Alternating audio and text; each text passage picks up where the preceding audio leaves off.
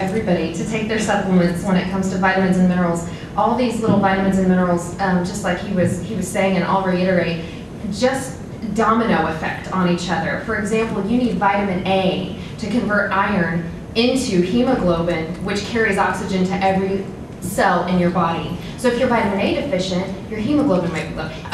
We could go through a million scenarios like that. So it's important, like we said before, fight for your own health. Let me quickly say, if you happen to have low iron or are anemic, iron likes to be absorbed with a vitamin C source. So if you do happen to be eating red meat, take a slice of orange or squeeze lemon over your steak, or take a bite of red bell pepper, which is bursting with vitamin C. It's like the two are best friends, and it makes iron more absorbable to put those two together. Also, if you're gonna take a vitamin D supplement, I would particularly recommend, I don't know about the doctors, but dry vitamin D, because it doesn't need fat to be absorbed. So typically vitamin D is a fat-soluble vitamin. However, most of us as patients, those of us that have had the bypass or either the BPD or others, we malabsorb some fat. So if we're going to take a vitamin D supplement, it's good to do the dry vitamin D to make sure it gets corrected. Okay. We all learned something today. I am 11 years post-op. But I struggle with vitamin deficiencies, and I'm very, very compliant with my vitamins. I still do protein shakes, but I do iron infusions, and I'm deficient in B12 and vitamin D and vitamin A, and my bypass has been completely taken down within the first 2 years after I had surgery. So my doctors, they really don't know what to do with me. So, but I do iron infusions on a weekly basis. Now it's monthly, but for 6 months You don't have I a did it every bypass week. anymore, though? You're taking No, that? I was a Billroth 2, Okay. and then I had bile reflux and was converted to a Roux-en-Y, and then became malnourished and was revised. So my stomach is still tiny, although I don't have a lot of restriction, but my intestines are hooked back up, so I don't have the bypass anymore. But I still have the looming problems.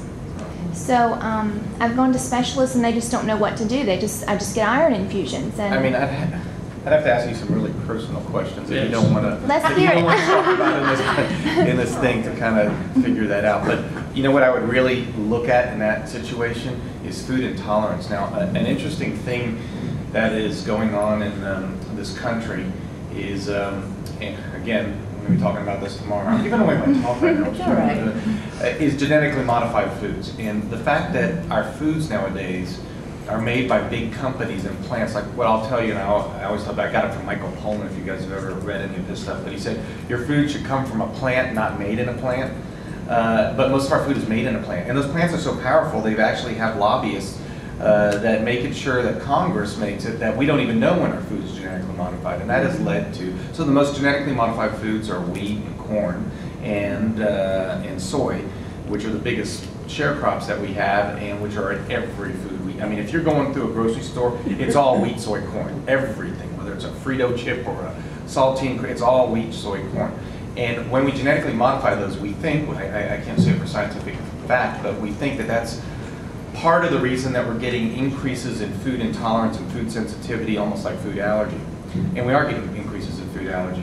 And it may be that you have a gluten sensitivity or a celiac disease, and that's causing major malabsorption in your system. So I get tested for celiac disease. Now they could do a test with biopsies with EGD. One of the easiest things to do is go on a gluten-free diet for 2 weeks, see how you feel on a gluten-free diet, then add one gluten-free food back in, and see how you feel with the gluten-free added back in.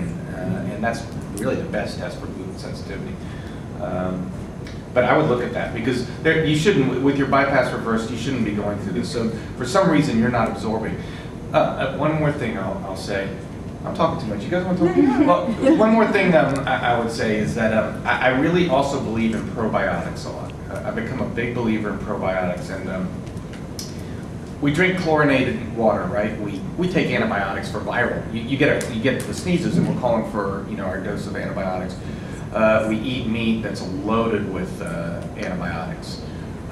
So we wipe out our good bacteria in our system. Now, our good bacteria is absolutely vital to our digestive process, which is why just about everybody is constipated or diarrhea or some combination of the both. And that's completely not normal, and that's not natural. But they found in gastric bypass patients that probiotics do an excellent job regulating your bowel function and your absorption. And for reasons we don't completely understand, every study that's been done so far with probiotics shows an increase in weight loss with it, which we really don't completely understand right now, but it may have something to do with food processing. Is there a form that's best to take those in? You know, it's a highly unstudied. There's a company that I believe quite strongly in called Metagenics. You guys know Metagenics? They just bought out Bariatric Advantage, believe it or not, and they've got Nobel laureates in their company that are studying this very completely, and we use their probiotics, and I think it does a great job. But that's, you know, there's so many probiotics being sold right now, you don't know what you get. It's hard to manufacture a probiotic because it's a bacteria, so it could die in storage. You don't know, you know, when you're buying stuff over the counter, you never know what you're getting. So I try to use. Are yours chewable or capsule No, they're form? capsules. They are capsule. Yeah. Are they enteric coated?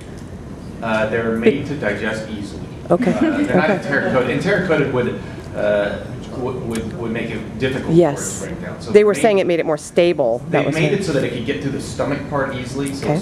it's resistant to the acid, but then will break down in the small intestine.